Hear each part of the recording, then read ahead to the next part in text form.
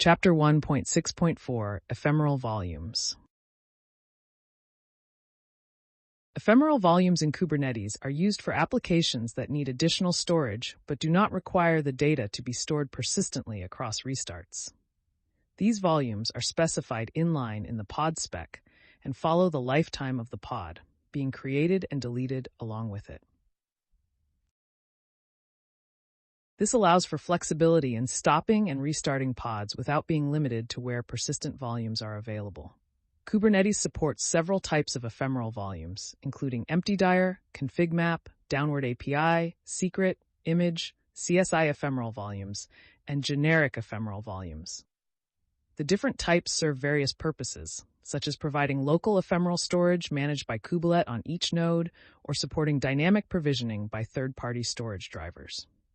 CSI ephemeral volumes are similar to config map, downward API, and secret volumes, with the storage managed locally on each node.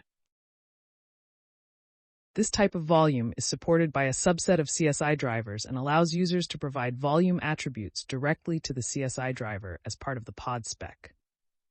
On the other hand, generic ephemeral volumes are similar to empty-dir volumes and can have additional features like fixed size and initial data. These volumes are managed by the Ephemeral Volume Controller, creating an actual persistent volume claim object in the same namespace as the pod. The lifecycle of pods with generic ephemeral storage involves the pod owning the persistent volume claim S, providing the storage, which triggers volume binding and provisioning. When the pod is deleted, the persistent volume claim is also deleted, leading to the deletion of the volume due to the default reclaim policy of storage classes. Persistent volume claim naming is deterministic, making it easier to interact with the PVC, but potential conflicts between different pods and manually created PVCs are detected based on the ownership relationship. Security considerations for using generic ephemeral volumes include the ability for users to create PVCs indirectly through pods, even if they do not have direct permission to create PVCs. Cluster administrators need to be aware of this option and use admission webhooks to reject objects like pods with generic ephemeral volumes if it does not fit their security model.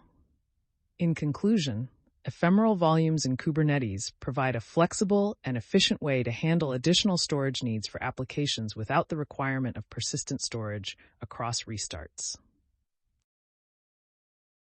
The different types of ephemeral volumes cater to various use cases and are managed by Kubernetes or third-party storage drivers. Cluster administrators should be mindful of security implications when utilizing generic ephemeral volumes and ensure compliance with namespace quotas and other policies.